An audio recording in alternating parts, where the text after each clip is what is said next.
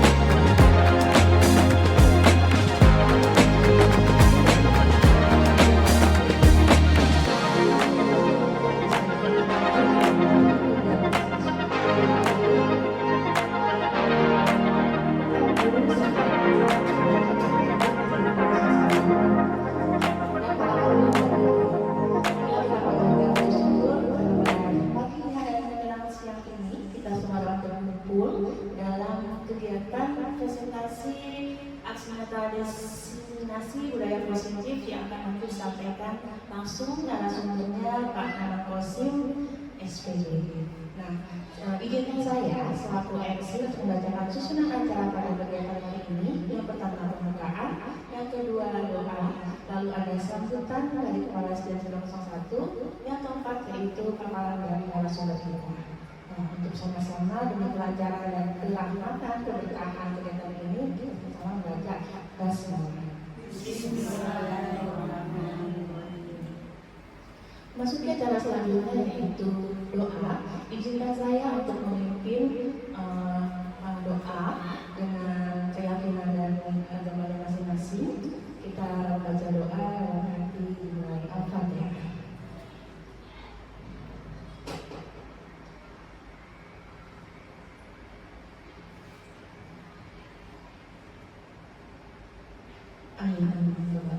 Doa selesai. Selanjutnya yaitu sambutan dari Kepala SDN Cipinang 01 Bapak Aditya Fajrasa SPD pada beliau kami persilakan.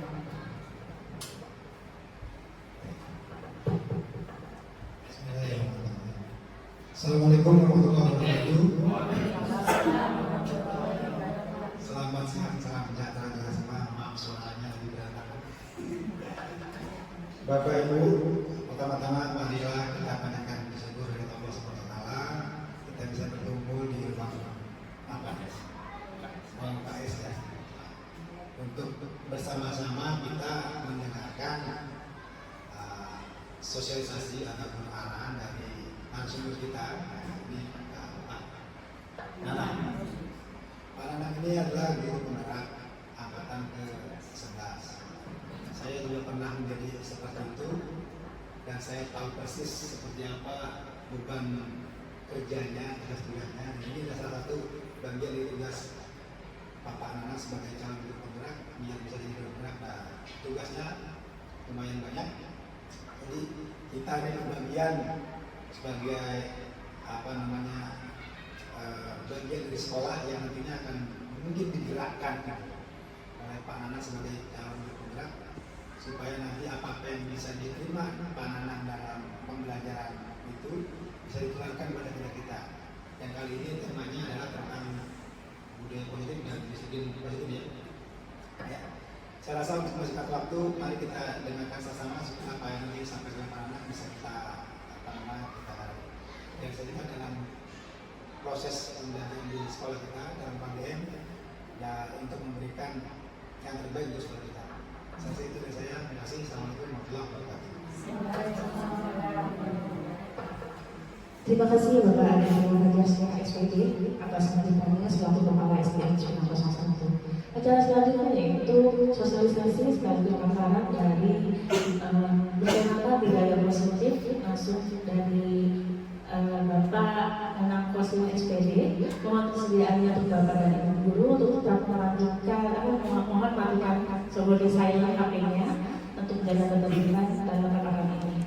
Pada Bapak Anang Kosim SPD dipersilahkan.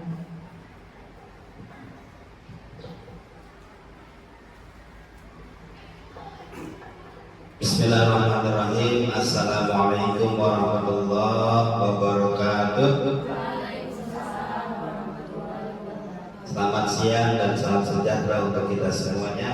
Bapak Ibu yang dirahmati oleh Allah,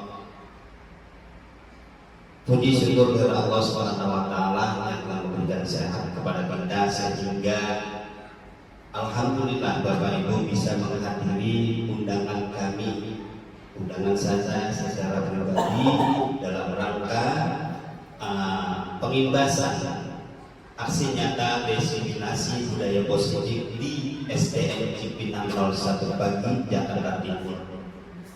Jadi sebelumnya kami mengucapkan banyak terima kasih dan permohonan maaf apabila mengganggu aktivitas Bapak Ibu yang hadir pada kesempatan kami ini. Langsung saja, Bapak Ibu sudah kenal dengan saya karena saya adalah guru yang bertugas di SDN Cipinang 01 Pagi, dan nggak usah tegang-tegang mengalir begitu saja. Saya khawatir kalau tegang-tegang cukup nanti saja, jangan sekarang saja tegang. Bapak Ibu yang dirahmati oleh Allah, di depan sudah ada tampilan bahwa ada aksi nyata diseminasi budaya positif di SDN Cipinang 01 Pagi. Kali ini dalam rangka memenuhi aksi nyata modul 1.4 budaya positif yang ada di sekolah kita. Seperti itu. Langsung kita memulainya. Langsung saja.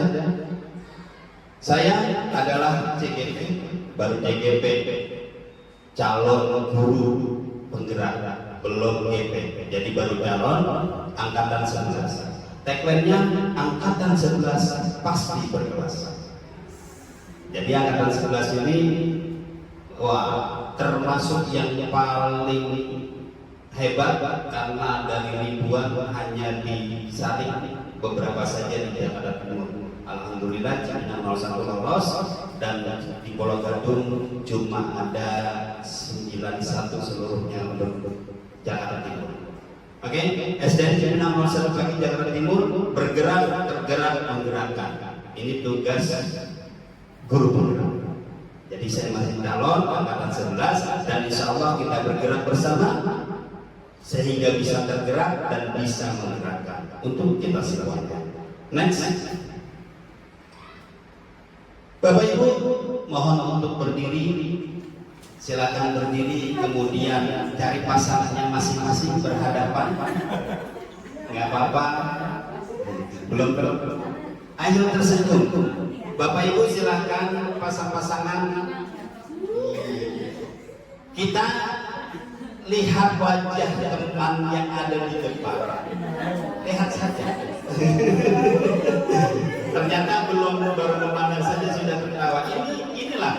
Sebetulnya kita speaking ini tidak harus yang susah-susah, tapi cukup berdiri 30 detik, kemudian berpasangan, lihat wajah temannya, lihat senyumnya, awalnya hanya melihat, tapi dengan sendirinya pasti akan tersenyum dan tertawa, menghilangkan suasana yang telah kita lalui.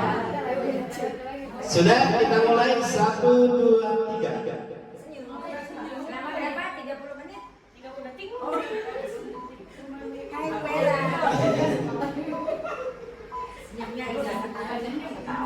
Senyumnya Senyum.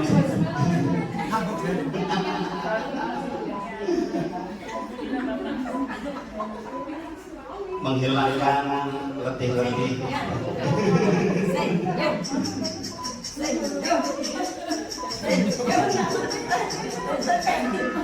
Terima kasih Bapak Ibu, silakan duduk kembali. Wah, mudah-mudahan suasananya sudah nyaman dan hati kita semuanya yang gembira. Alhamdulillah.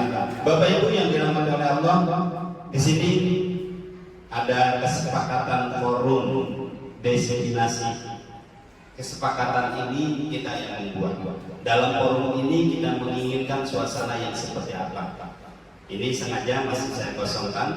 Jadi Bapak Ibu silahkan mengusulkan untuk kesepakatan pada diskusi hari ini. Silakan, ada yang mau memulai. Kita membuat kelas ruangan ini seperti apa. Misalnya saya contohkan berperan aktif atau mengangkat tangan sebelum menyatakan pendapat atau bicara dan yang lainnya. Silakan Bapak Ibu, kita isi kesepakatan forum diskusi pada siang hari ini. Ada yang ingin mengusulkan? berbicara dengan sopan. Berbicara dengan sopan. Saya tulis ya.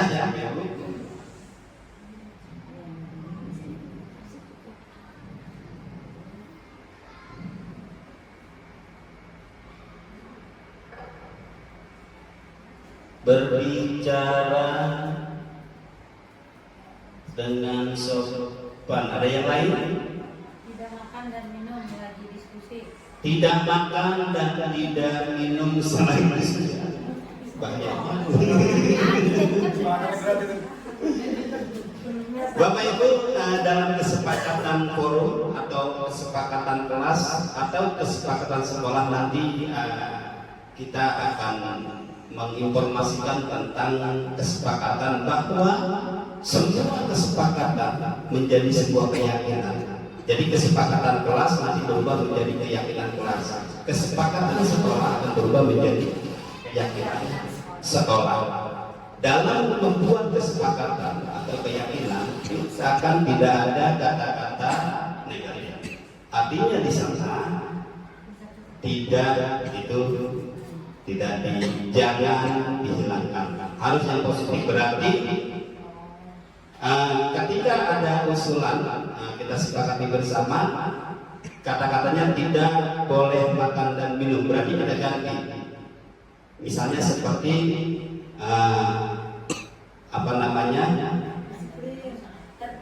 tertib saat berdiskusi, misalnya seperti itu. Itu Bapak Ibu, ini saya juga kemarin baru pelajaran yang baru dapat di modul 1.3. Jadi kesepakatan menghindari kata-kata negatif seperti itu. Kita tulis ya.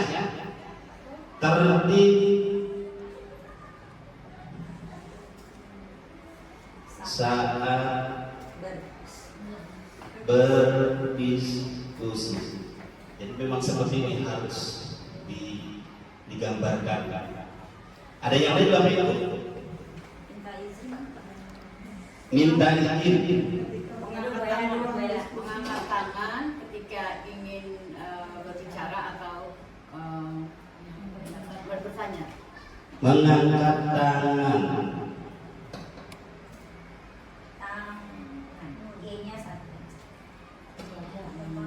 Tangan saat berbicara Atau bertanya. Tadi Bu Puji Minta izin bila ingin keluar. minta izin. Ya, itu pakai kata ini juga, mengangkat tangan ketika ingin berbicara atau bertanya.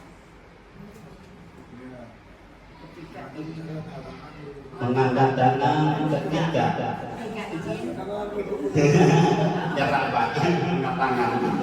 ketika ingin berbicara atau bertanya. Oke, terima kasih Wira. Ada yang lain meminta izin? Keluar.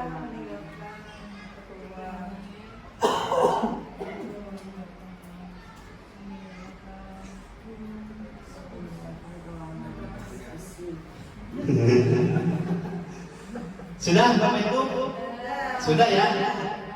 Kita kasih tepuk tangan dan kita siap. Kita tampilkan lagi. Nah, kesepakatan saat ini, kesepakatan forum diskusi pada siang hari ini yang pertama berbicara dengan sopan, kemudian tertib saat berdiskusi, mengangkat tangan ketika ingin berbicara atau bertanya, kemudian meminta izin ketika ingin meninggalkan ruangan. Bapak Ibu, ini adalah kesepakatan kita. Nanti ada hubungannya dengan materi kita. Saya lanjut dulu ya. Lanjut. Jadi di sini seorang guru yang baik harus memiliki kemampuan dalam mewujudkan budaya positif di sekolah. Kita seorang guru harus mampu ketika siswa-siswi kita melihat kita ada daya positif yang bisa menularkan kepada siswa-siswi bahkan teman sejawat kita. Itu seorang guru.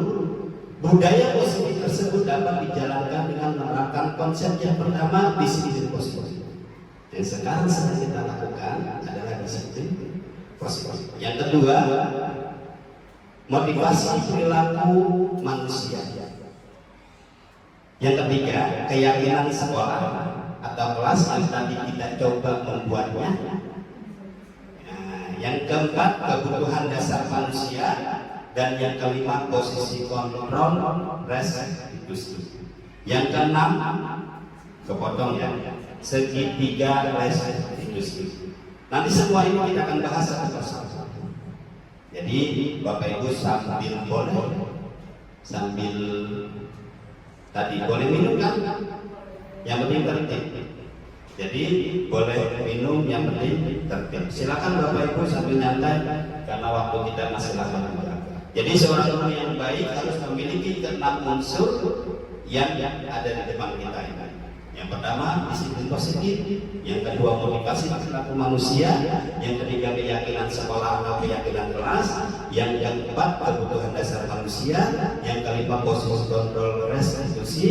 Dan yang keenam, segitiga restitusi. Disiplin positif. Bapak Ibu guru, ada yang tahu disiplin positif yang Bapak Ibu pernah dengar? Disiplin datang tepat waktu. Ada yang lain? Pulang tepat waktu, disiplin.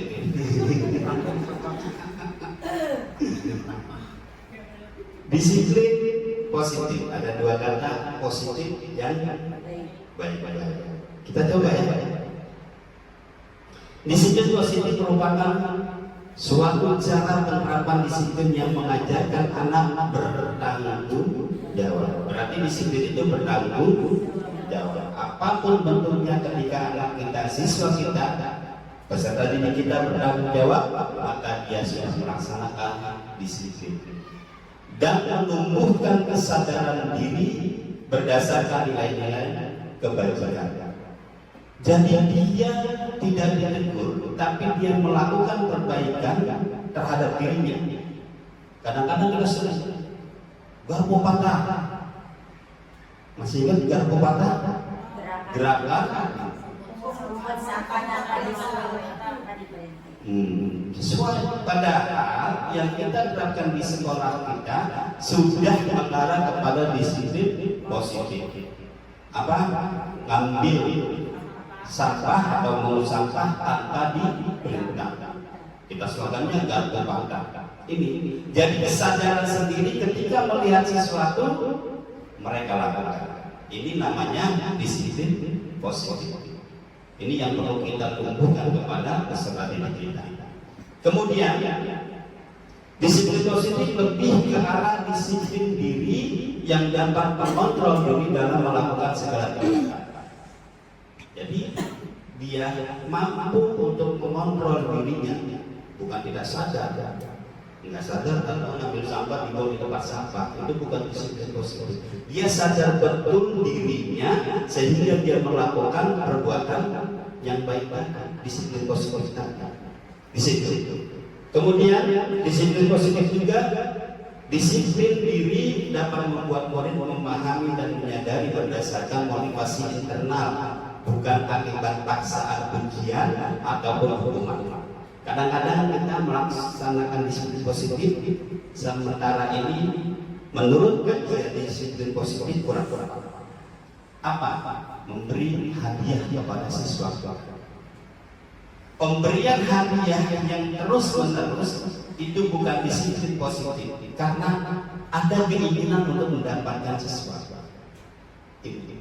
Jadi di disiplin positif hadiah itu bukan bagian untuk mendisiplinkan, tapi malah membuat bagus, tapi ada batasan-batasan tertentu. Itu. Jadi di sini berdasarkan motivasi internal, bukan akibat paksaan atau ujian atau hukuman. Gara-gara dihukum maka kita takut, bukan.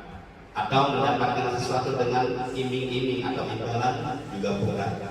Paksaan apa lagi? Ambil sampah, itu bukan disiplin positif. Seperti itu. Selanjutnya, jadi disiplin positif timbul dengan rasa tanggung jawab dari dalam dirinya masing-masing sendiri. Next.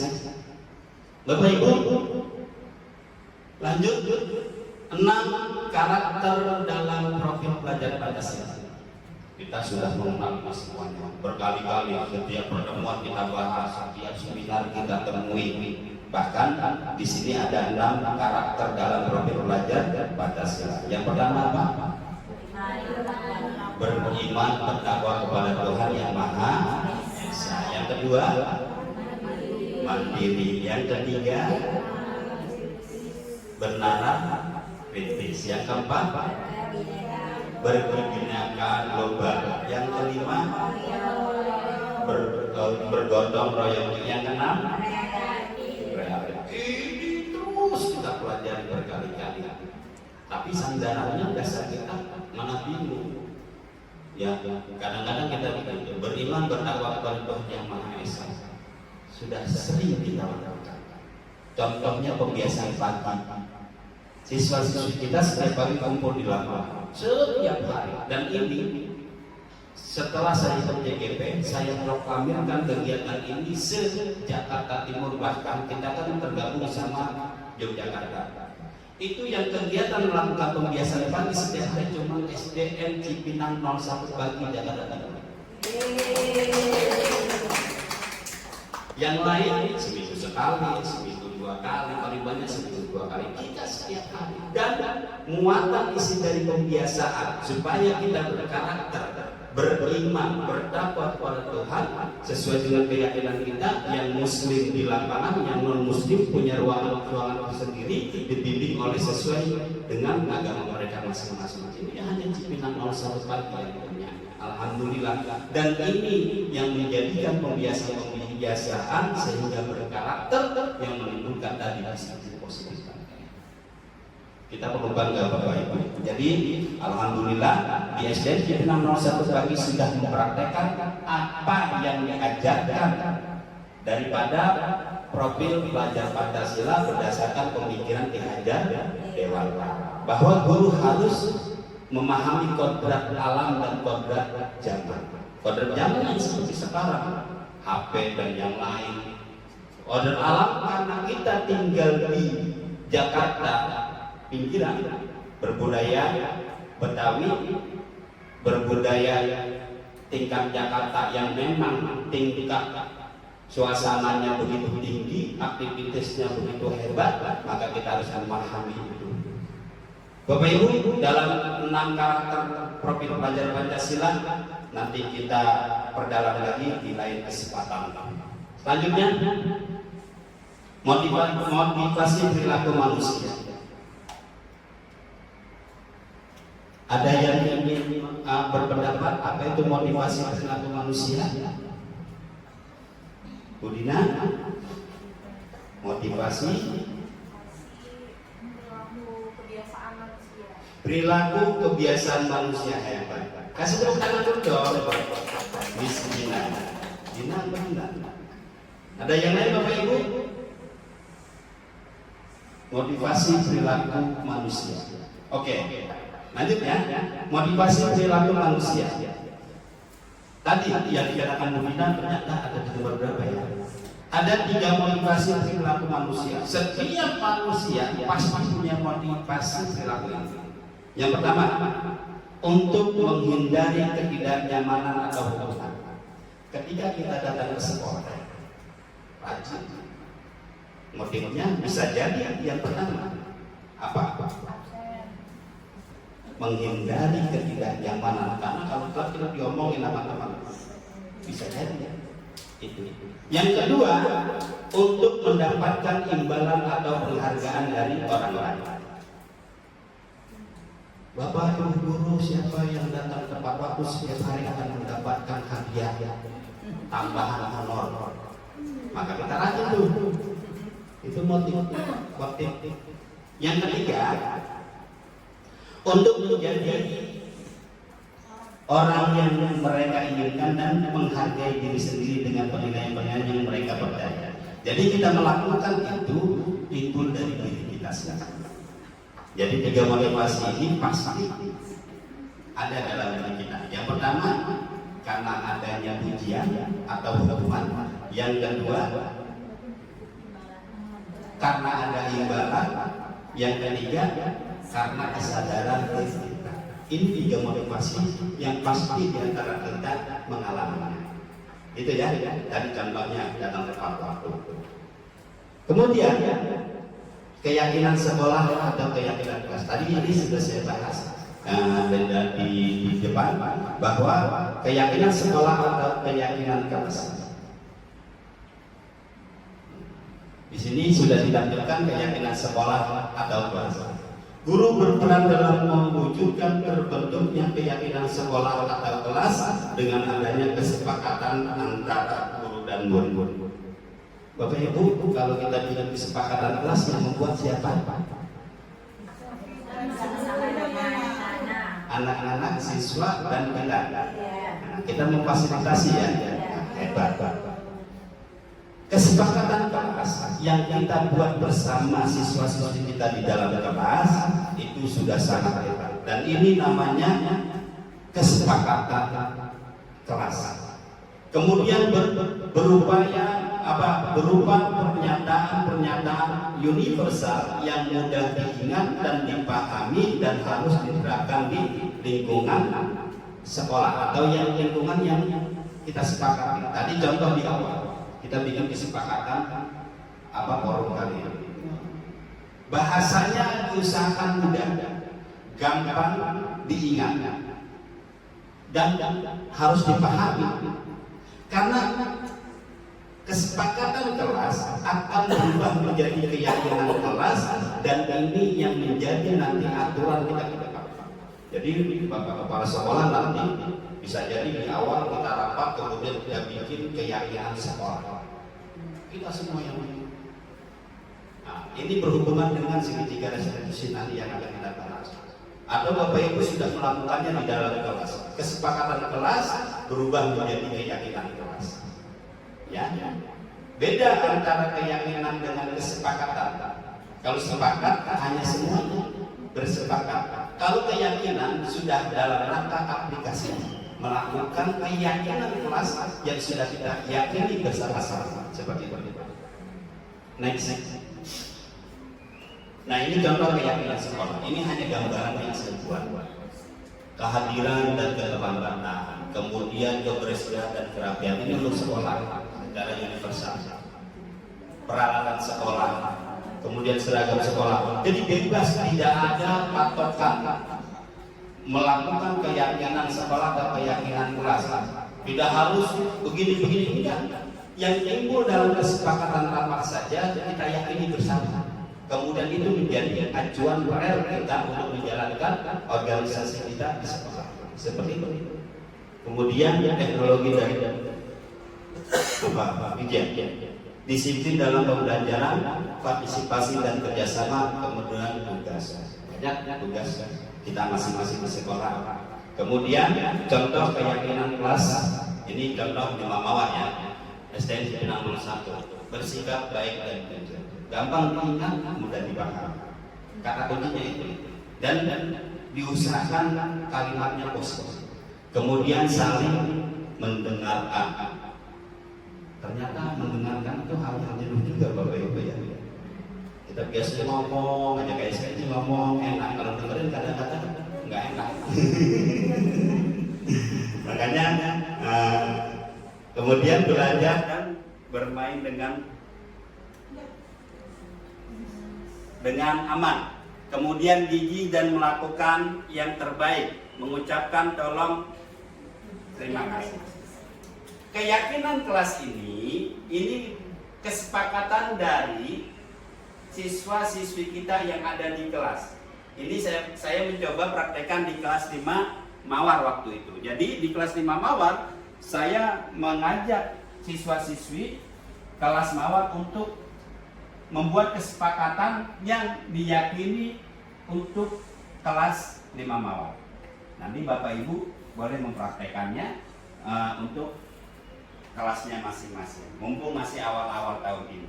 Ini contoh keyakinan kelas 5 Mawar. Sekarang suasana kita sudah mulai mengantuk, sudah mulai loyo. Boleh Bapak Ibu sambil silakan. Cukup konsentrasi yang penuh. Tebak gambar. Bapak Ibu, gambar apa ini? Perhatikan dengan seksama.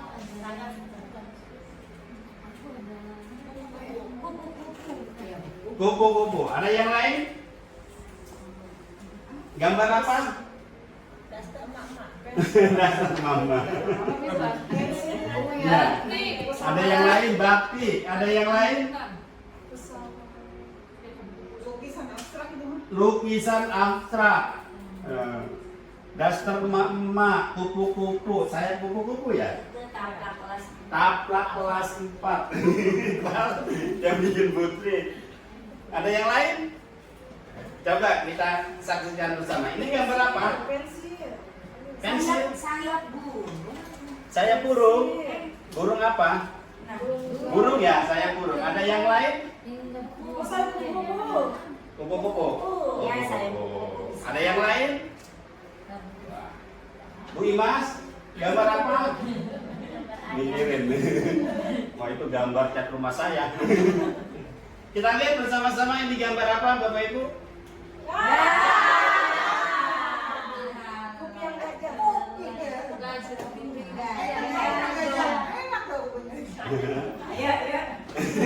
Ini ternyata gambar gajah. Sudut pandang kita harus universal dan lebih luas. Itu kata kuncinya. Jadi ternyata yang Bapak Ibu bayangkan yang sementara ini dialami. Kalau begini itu kupu-kupu, kalau begini itu daster emak-emak. Ternyata tidak juga.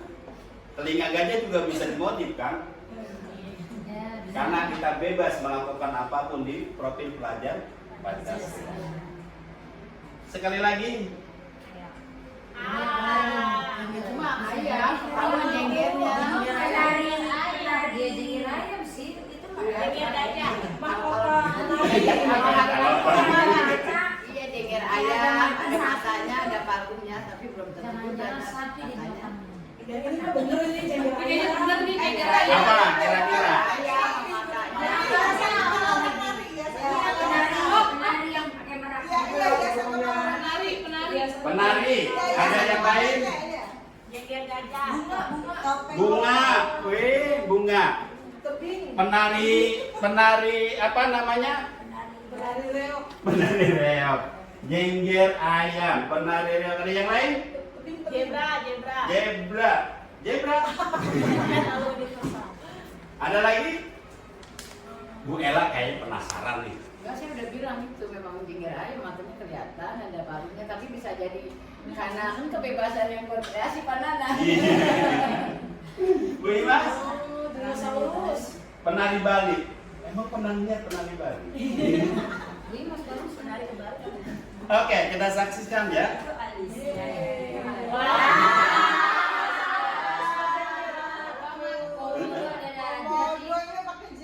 Kalau Bapak Ibu mulai kesal berarti sudah berhasil. Emosinya sudah meningkat dan tidak ngantuk lagi. Ini tujuannya. Bapak Ibu sebetulnya speaking ya memang untuk tujuannya untuk memotivasi. Jadi tidak harus melulu tepuk gerakan yang lain. Jadi cukup berhadapan tersenyum kemudian tebak gambar yang menjadikan adrenalin kita tergugah. Gitu. Lanjut. Sekarang kebutuhan dasar manusia. Nanti kalau waktunya habis ngomong ya. Oke, kebutuhan dasar manusia. Pernyataan. Ketika seorang murid melakukan suatu perbuatan yang bertentangan dengan nilai-nilai kebajikan atau melanggar peraturan, hal ini sebenarnya dikarenakan mereka gagal memenuhi kebutuhan dasar mereka. Ketika siswa kita melanggar, ketika siswa kita melakukan sesuatu yang kurang tepat, maka pada dasarnya karena apa? Karena tidak terpenuhinya kebutuhan dasarnya. Sama kayak kita.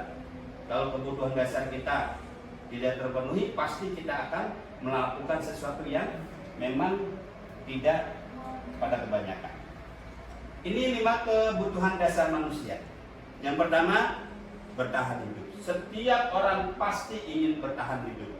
Yang kedua, kasih sayang dan rasa diterima. Setiap orang ingin disayang, ingin diterima di kalangannya. Setiap orang juga ingin penguasaan. Penguasaan artinya pasti ada rasa ingin menguasai. Menguasai bukan berarti negatif, tapi menguasai untuk melakukan kebersamaan. Kemudian yang keempat, kebebasan. Yang kelima, kesenangan. 5 kebutuhan dasar ini setiap orang pasti memilikinya. Jadi seperti itu. Kita lihat. Studi kasus. Bapak Kosim, guru wali kelas 5 Mawar, sedang bingung menghadapi perilaku salah satu murid di kelasnya. Namanya Dava.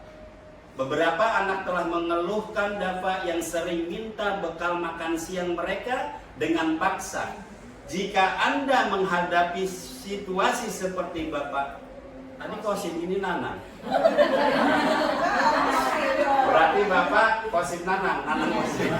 Apa yang akan Anda lakukan menurut Anda? Kira-kira apa alasan Dava melakukan hal itu? Ada yang ingin berpendapat? Kameranya didekatkan saja biar terdengar, Bu. Dava lapar. Dava lapar. Bekalnya nggak cukup. Dava nggak dibawain bekal rumahnya. Dava tidak dibawain bekal. Jadi Bapak Ibu, ketika melihat apapun permasalahannya, kita harus mengkaitkannya dengan 5 kebutuhan dasar manusia. Seperti itu. Jadi kadang-kadang kita mau main, nih Bu, lutak banget bocah, minta-minta mulu. Nah, kita tidak melihat kebutuhan 5 dasar manusia tadi. Kita lihat ini kasus yang terjadi di kelas 5. Alasan Dava yang pertama, karena ia lapar, betul tadi kata Budina ya, Bu Hera. Ternyata Dava sefrekuensi sama Bu Hera. Oke, karena ia lapar dan orang tuanya tidak membawakannya bekal. Makan siang, maka kebutuhan dasar yang sedang berusaha dipenuhi oleh Dava adalah kebutuhan untuk bertahan. Kalau nggak makan dia lapar, kalau nggak makan uring-uringan, ya kan? Kalau lapar uring-uringan, maka akhirnya dia minta secara paksa sama temannya. Itu terjadi. Nah, makanya kebutuhan dasar manusia ini harus kita betul-betul pegang untuk menganalisa semuanya kasus-kasus yang ada di sekolah kita. Alasan yang kedua, karena dia merasa senang temannya jadi memperhatikan dia. Bisa nggak terjadi seperti itu? Bisa. Ketika temannya melaporkan tindakannya itu pada gurunya dan gurunya memberitahu orang tuanya sehingga orang tuanya jadi memperhatikan dia, maka kebutuhan dasar yang sedang dipenuhi Dapa adalah kebutuhan akan karena Dapa seringkali dicuekin sama ayah bundanya. Bisa jadi seperti itu, dan ini banyak terjadi di kelas-kelas kita dari kelas 1 sampai kelas 6. Ternyata dia cuma caper, bahasanya begitu. Cuma butuh kasih sayang. Sengaja biar gurunya ngomong sama mamanya, mamanya tahu bahwa dia butuh kasih sayang. Seperti itu. Alasan yang kedua. Sekarang kita lihat lagi. Alasan yang ketiga. Karena temannya jadi takut dengan dia dan menuruti keinginannya, maka sebetulnya Dapa sedang berusaha memenuhi kebutuhan dasarnya akan kekuasaan. Kalau memang Dapa ingin kekuasaan, kita tinggal balik. Jadikan Dapa sebagai ketua kelas. Jadikan Dapa orang yang berperan di dalam kelasnya. Sehingga kebutuhan kekuasaannya akan terpenuhi. Seperti itu Bapak Ibu. Kita melihat berbagai macam kasus, kita lihat 5 kebutuhan dasar manusia ini. Kemudian alasan yang selanjutnya, yang keempat, karena dia merasa bosan dengan bekal makanan yang dibawakan ibunya dari rumah. Karena ibunya selalu membawakan bekal yang sama. Oleh karena itu, dia ingin mencoba makan teman-temannya yang beraneka ragam. Maka Dapa sedang berusaha memenuhi kebutuhannya akan kebebasan. Di rumah nasi uduk mulu, bosen. Akhirnya lihat spaghetti, lihat yang lain, pengen. Bagaimana solusinya? Kita informasikan bahwa varian menunya nanti diubah. Itu solusinya. Ketika kita lagi-lagi menganalisis semua permasalahan dengan 5 kebutuhan dasar manusia, insya Allah kita akan tahu akar permasalahan. Yang terakhir, alasan yang kelima, karena ia melakukannya sebab iseng saja dan ia menikmati ekspresi wajah teman-temannya yang kesal. Karena dia diambil makanannya dan menurut dia ekspresi teman-temannya itu lucu, maka berarti Dapa sedang berusaha memenuhi kebutuhannya akan kesenangan. Iseng aja. Ini juga terjadi sama muridnya Bu Puji.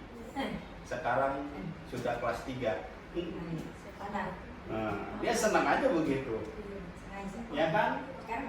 Sekarang kelas 4. Oh. Nah, dan ini banyak terjadi di siswa-siswi kita. Nggak ada urusan, nggak ada apa, dia mah senang aja ngeliat temennya susah. Banyak kan siswa-siswi kita.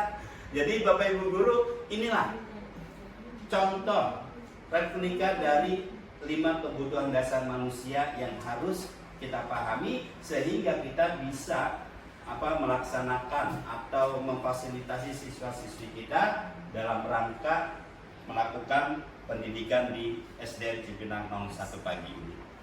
Lanjut. Posisi kontrol restitusi. Bapak Ibu ada yang tahu posisi kontrol?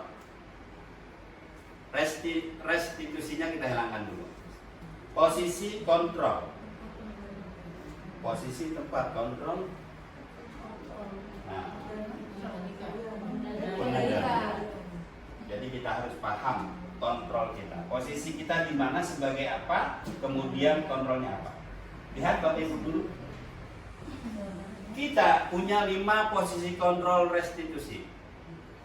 Guru sebagai penghukum, guru sebagai pembuat merasa bersalah, guru sebagai teman, guru sebagai pemantau, dan guru sebagai manajer. Kira-kira posisi kita ada di mana Bapak Ibu? Teman. Ada yang lain? Manajer. Ada yang lain?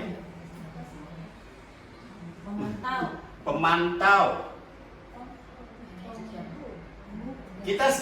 Posisi kita ada di mana? Menurut Bapak Ibu guru. Tadi ada yang bilang saya kayaknya jadi teman biar asik sama murid. Tadi ada yang bilang saya penghukum atau pembuat merasa bersalah atau pemantau atau manajer. Kita simak Bapak Ibu guru.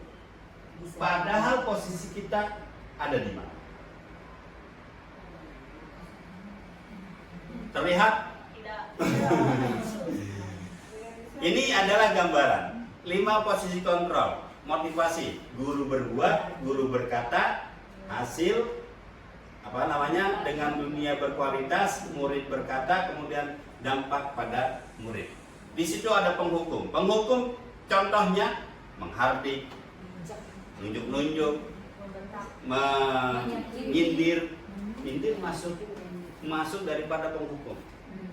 Gitu ya. Kemudian kalau pembuat orang merasa bersalah, dia berceramah sehingga hati murid itu merasa salah banget. Di situ pokoknya mirip-mirip penghukum, tapi dia lebih menggunakan kata-kata. Gitu. Kemudian ada, kamu seharusnya kamu sudah tahu, ibu itu capek dari pagi, rumah jauh, datang dari subuh, kemarin kamu malah susah diatur. Itu sebagai pembuat orang merasa bersalah. Siswa kita merasa bersalah kalau atau menyembunyikan, berbohong. Murid meletakkan guru di dalam dunia berkualitas. Makanya cari japres. Kamu mana kagak bisa japres? Kita kan sering. Kemudian dan yang lainnya. Seakan-akan kita menjadi teman. Biasanya teman kan kata-katanya ayo kerjain. Gitu. Kalau ada anak yang melanggar misalnya, ayo nggak enak sama kepala sekolah. Itu lebih dekat. Kemudian ada pemantau. Pemantau itu sama, seperti bukan sama. Dia mengomentari terus. Siswa tidak diberikan untuk feedbacknya. Pokoknya kita ngomong, kamu ya harus begini, begitu, ini, itu pemantau. Kemudian manajer. Manajer itu mengajukan pertanyaan-pertanyaan sebagai manajer dia. Contohnya, apa yang kita yakini, apa yang kita lihat, setiap manusia itu pernah berbuat salah, itu manajer. Nah, kira-kira dari gambaran ini kita posisinya udah di mana nih? Yang sebaiknya kita berada. Posisi kontrol restitusi. Di antara kelima posisi kontrol tersebut, sebaiknya seorang guru menggunakan posisi kontrol sebagai kalau kita masih pemantau, mulai sekarang kita berubah. Kalau kita posisinya kemarin penghukum, kita harus berubah. Kita harus menjadi manajer. Posisi kontrol restitusi. Sebagai manajer, guru dapat berbuat sesuatu bersama murid, mempersilahkan murid bertanggung jawab dan mendukung murid agar dapat menunaikan solusinya. Ini kalau kita ingin menjadi posisi manajer, kita harus lakukan itu. Selain itu, posisi manajer mengacu pada restitusi yang dapat menjadikan murid sebagai manajer bagi dirinya. Jadi murid itu yang mengelola, murid itu yang menggerakkan, sehingga dapat tercipta identitas posisi pada diri murid itu. Nah, kita lihat segitiga restitusi. Bapak Ibu, ini adalah segitiga restitusi. Mungkin ini ilmu yang baru yang saya dapat di pendidikan TGP di angkatan 11 ini. Saya benar-benar baru tahu. Yang pertama, menstabilkan identitas. Nanti ada contohnya. Kemudian validasi tindakan yang salah. Kemudian yang ketiga menanyakan keyakinan. Ini gambarnya saling keterhubungan Jadi kayak segitiga. Ini kalau ibu-ibu lihat segitiga itu segitiga biru. Bikin kue. Jadi ini posisi segitiga restitusi.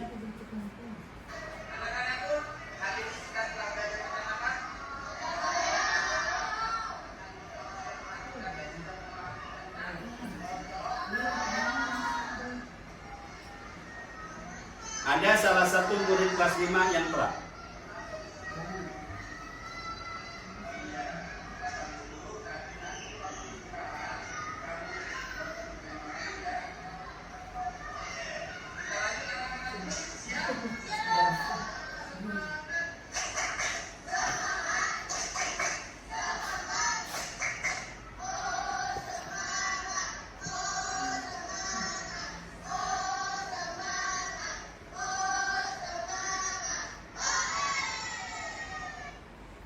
Sambil dinikmati Bapak Ibu, silakan kita-kita yang selanjutnya. Gelap ya di sini. Setelah melakukan kesalahan, sebaiknya kita bertemu dengan siswa bukan di depan kelas, tapi di ruang kelas yang berbeda atau di ruangan yang lain. Kita tanyakan sesuai dengan 3 restitusi tadi. Kalau kita sebagai manajer, seperti ini yang kita lakukan. Tidak terdengar suaranya? Kecil.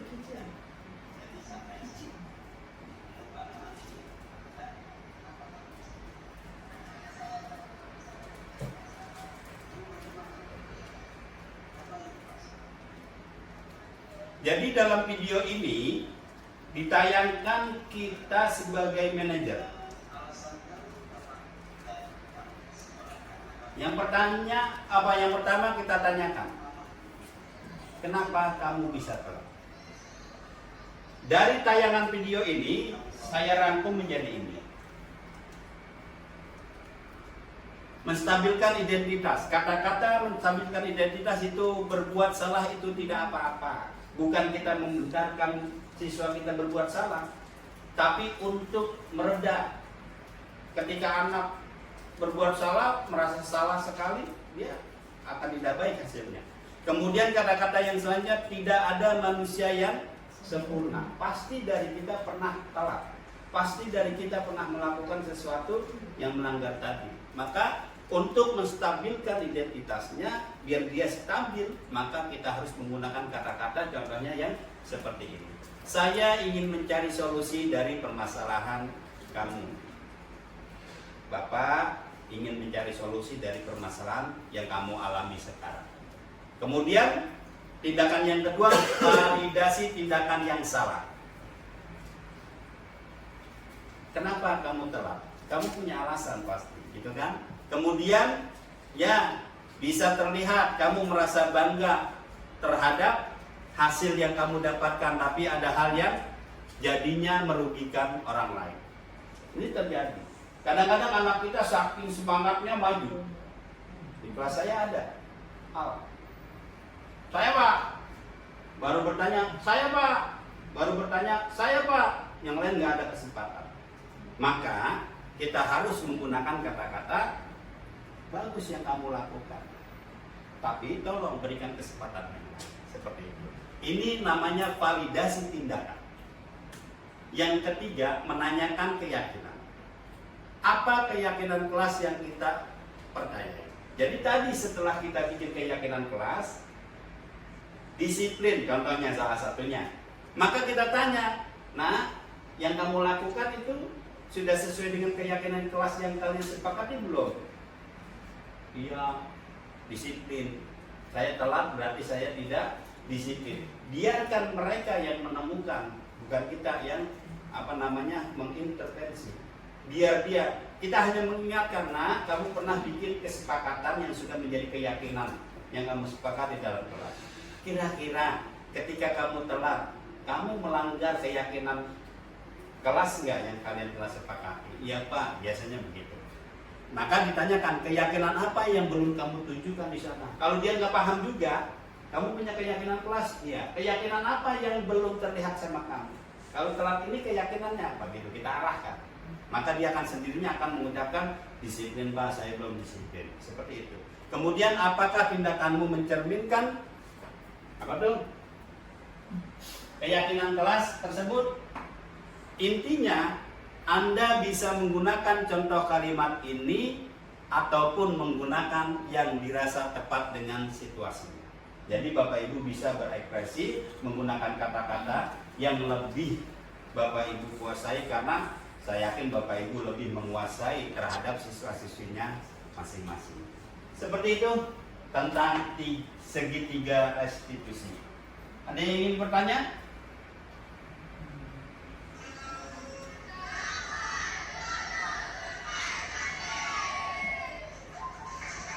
Takwa jujur berprestasi. Kita menginginkan siswa-siswi kita menjadi orang-orang yang hebat dengan slogan takwa jujur berprestasi. Bapak Ibu, ada pertanyaan dari diskusi kita di siang hari ini? Ya Pak. Kira-kira dari apa yang dipraktekkan oleh Pak Nanan tadi, apa sebetulnya diinginkan, yang kita inginkan pada peserta didik tadi yang melanggar itu siapa? Terima kasih. Kita kasih tepuk tangan dulu buat sekolah. Terima kasih Pak pertanyaannya. Jadi Bapak menanyakan bahwa apa yang kita inginkan dari praktek segitiga restitusi ini. Polanya kita mau apakan siswa-siswi kita. Jadi kalau kita mengetahui 5 kebutuhan dasar manusia, kemudian kita mempelajari tentang segitiga restitusi, Pak, insya Allah kita akan menangani siswa-siswi kita yang dalam tanda kutip punya permasalahan yang beraneka ragam dari kelas 1 sampai kelas 5. Maka solusinya kita akan tahapannya kita mengetahui dengan bijak bahwa setiap orang yang melakukan kesalahan tidak mesti dia bersalah. Setiap siswa yang melakukan pelanggaran juga sebetulnya tidak keinginannya dia untuk melanggar. Maka dari itu ketika kita ingin melihat, meneliti, melaksanakan yang lebih jauh lagi, maka kita harus tahu tentang 5 kebutuhan manusia dan bagaimana cara penanganannya dengan segitiga restitusi ini. Seperti itu Pak. Jadi menginginkan siswa kita penanganannya tepat sasaran, tepat guna, sehingga siswa-siswi kita motivasinya tetap terbangun, prestasinya tetap terjaga. Seperti itu. Bapak Ibu, ada pertanyaan yang lain? Mungkin ada tambahan tentang materi kita pada hari ini? Oh iya, silakan Bu Alivia. Mau bertanya Pak Nanang, terkait tentang kesepakatan kelas atau keyakinan kelas itu, apakah ada kemungkinan ditambahkan saat jalannya pembelajaran atau sudah ditentukan waktunya sampai 1 tahun? Oke, terima kasih. Kasih tepuk tangan buat Bapak Ibu Guru. Bu Alivia bertanya tentang keyakinan kelas. Apakah keyakinan kelas dibuat di awal tahun saja tidak bisa berubah? Jadi yang punya kelas kita sendiri.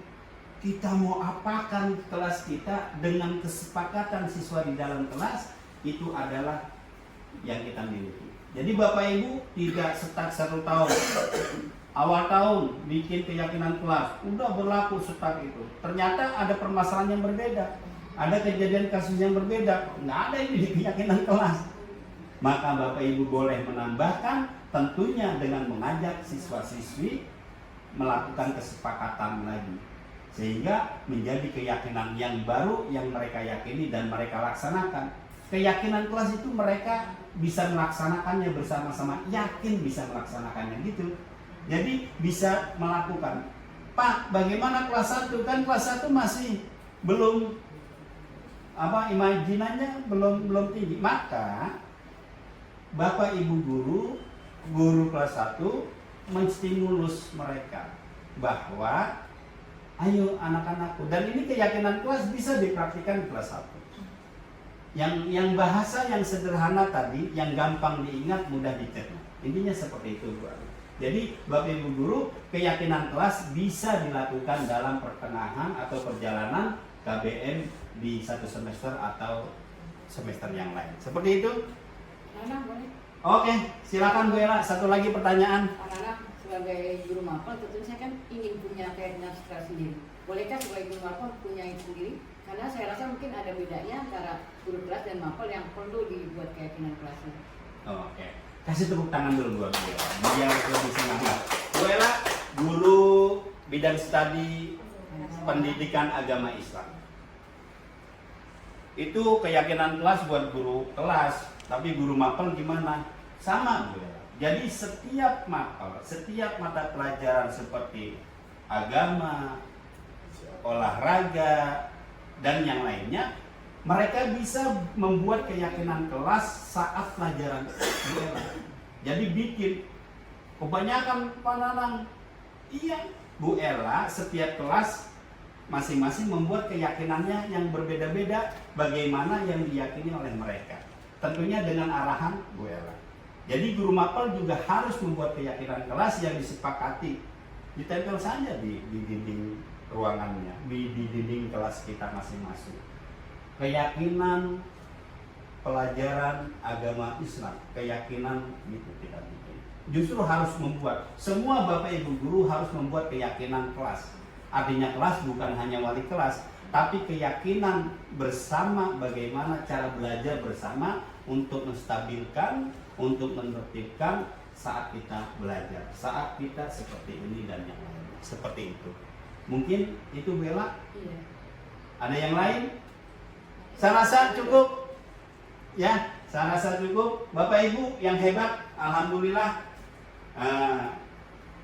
Saya diberikan kesempatan untuk mempresentasikan tentang 5 kebutuhan dasar manusia, kemudian 3 segitiga restitusi. Mudah-mudahan ilmu ini bisa kita praktekkan bersama dan kita selalu diberikan kesehatan sehingga kita bisa menambah pundi-pundi keilmuan kita. Dari saya mohon maaf, pasti banyak salah, mohon diingatkan. Wallahu muwaffiq ila aqwamit thoriq. Wassalamualaikum warahmatullahi wabarakatuh. Waalaikumsalam warahmatullahi wabarakatuh. Tepuk semangat. Semangat, semangat, Oh semangat, oh semangat, oh semangat. Assalamualaikum warahmatullahi wabarakatuh. Nama saya Dina Ramadanti, ingin menanggapi hasil pemaparan dari Bapak Nanang Qosim dengan materi budaya positif. Dari budaya positif tersebut ada 6 yang akan disampaikan materinya, yaitu ada disiplin positif, yang kedua ada motivasi perilaku manusia, yang ketiga ada keyakinan kelas, yang keempat ada budaya, yang keempat ada kebutuhan dasar manusia, yang kelima ada posisi kontrol restitusi, dan yang keenam ada segitiga restitusi. Menurut saya pemaparan ini sangat bermanfaat bagi guru supaya kita bisa tahu nih budaya positif apa yang harus kita ajarkan kepada murid-murid di kelas. Materi yang pertama yang saya tangkap yaitu disiplin positif. Ini sangat baik materinya, yaitu bagaimana guru bisa mengajarkan anak tentang rasa tanggung jawab terhadap dirinya melalui kesadaran dirinya sendiri, bukan akibat dari paksaan, bukan akibat dari adanya pujian dari guru dan juga adanya hukuman, tapi melainkan dari kesadaran muridnya sendiri. Itu sangat baik materinya. Materi yang selanjutnya yang saya tangkap yaitu mengenai keyakinan kelas, yang berupa kesepakatan kelas yang disepakati oleh anak dan juga guru. Kesepakatan kelas ini menurut saya sangat penting bagi kondisi kelas. Bagaimana si anak itu, apa sih kondisi kelas yang seperti apa yang mereka inginkan, baik itu mengenai kegiatan belajar, juga ketertiban di kelas gitu. Contohnya yaitu misalnya kesepakatan kelas dalam waktu kedatangan, kesepakatan kelas dalam partisipasi atau kerjasama, atau juga kesepakatan kelas mengenai tanggung jawab dalam mengerjakan tugas, bagaimana yang mereka inginkan, kesepakatan apa yang mereka inginkan di dalam kelas, dan agar terciptanya ketertiban di kelas itu sendiri. Materi selanjutnya yang saya tangkap yaitu mengenai posisi kontrol restitusi. Nah, di sini dijelaskan yaitu guru sebagai manajer di kelas. Kenapa sebagai manajer? Yaitu guru itu sebagai manajer dalam mengelola sumber belajar mereka di kelas, dalam waktu belajarnya, bagaimana ketepatan waktu belajarnya agar mereka mendapatkan semua materi yang didapatkan pada hari itu dengan baik, dan juga dalam mengkondisikan kelas dari awal pembelajaran, di tengah-tengah pelajaran, dan juga di akhir pembelajaran bagaimana gitu. Dan juga murid itu juga bisa menjadi manajer bagi dirinya sendiri sehingga terciptanya identitas pada diri murid itu. Itu sangat baik diajarkan kepada guru-guru supaya kita bisa mengetahui nih, oh murid juga bisa jadi manajer bagi dirinya sendiri gitu. Dan yang materi selanjutnya yang saya tangkap yaitu segitiga restitusi. Tahapannya ada 3. Yang pertama ada menstabilkan identitas. Nah, di sini contoh yang dipaparkan oleh Pak Nanang Qosim mengenai murid yang terlambat sekolah. Nah, dari kasus tersebut bisa diambil atau bisa dilihat dari tahapan dalam menyelesaikan masalah tersebut. Yang pertama, kita menanggapi ketika anak telat itu bisa ditanggapi dengan ditenangkan dulu anaknya, tidak apa-apa kok, manusia itu tidak ada yang sempurna, berbuat salah itu tidak apa-apa. Yang kedua ada validasi tindakan yang salah. Sebagai guru kita harus memvalidasi nih tindakan murid itu benar atau salah.